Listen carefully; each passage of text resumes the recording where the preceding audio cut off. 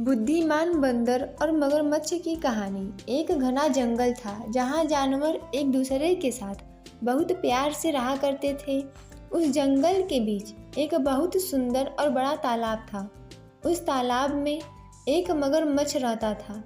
तालाब के चारों ओर बहुत सारे फलों के पेड़ लगे हुए थे। उनमें से एक पेड़ पर बंदर रहता था। बंदर और मगरमच्छ एक दूसरे के बहुत अच्छे दोस्त थे।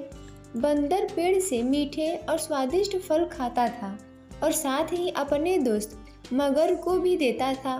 बंदर अपने दोस्त मगर का खास ख्याल रखता और मगर भी उसे अपनी पीठ पर बैठाकर पूरे तालाब में घुमाता था।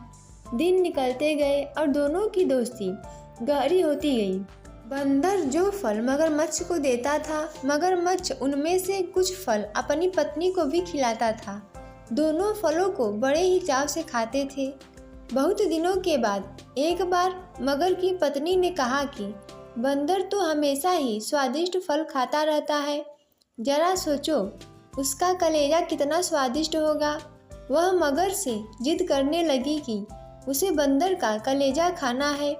मगर ने उसे समझाने की कोशिश की, लेकिन उसने नहीं माना और वो मगर से रूठ गई।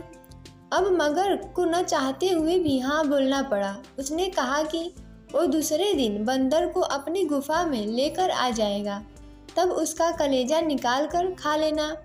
इसके बाद मगर की पत्नी मान गई। हर दिन की तरह स्वादिष्ट फलों के साथ बंदर मगर का इंतजार करने लगा।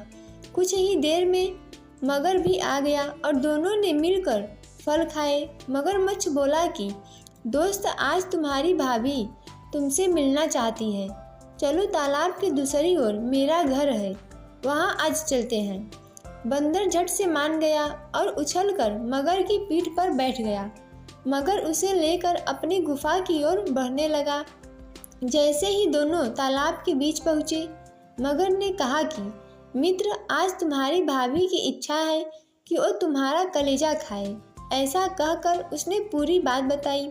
बात सुनकर बंदर कुछ सोचने लगा और बोला, मित्र, तुमने मुझे यह पहले क्यों नहीं बताया?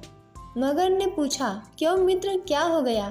बंदर बोला कि अपना कलेजा तो पेड़ पर ही छोड़ आया हूँ, तुम मुझे वापस ले चलो तो मैं अपना कलेजा साथ में ले आऊँगा। मगर बंदर की बातों में आ गया और वापस किनारे पर आ गया। वो दोनों जैसे ही किनारे पर पहुँचे, बंदर झट से पेड़ पर चढ़ गया और बोला कि मूर्ख, तुझे पता नहीं कि कलेजा हमारे अंदर ही होता है। मैं हमेशा ही तुम्हारा भला सोचता रहा और तुम मुझे ही खाने चले थे। कैसी मित्रता है यह तुम्हारी, चले जाओ यहाँ से। मगर अपनी करनी पर बहुत शर्मिंदा हुआ और उसने बंदर से माफ़ी मांगी, लेकिन अब बंदर उसकी बातों में नहीं आने वाला था। इस कहानी से हमें यह सीख मिलती है कि संकट के समय हमें घबराना नहीं चाहिए। मुसीबत के समय अपनी बुद्धि का उपयोग कर उसे दूर करने का उपाय सोचना चाहिए। दोस्तों, ऐसे ही वीडियो देखने के लिए हमारे चैनल को सब्सक्राइब करें, वीडियो को लाइक और शेयर करें।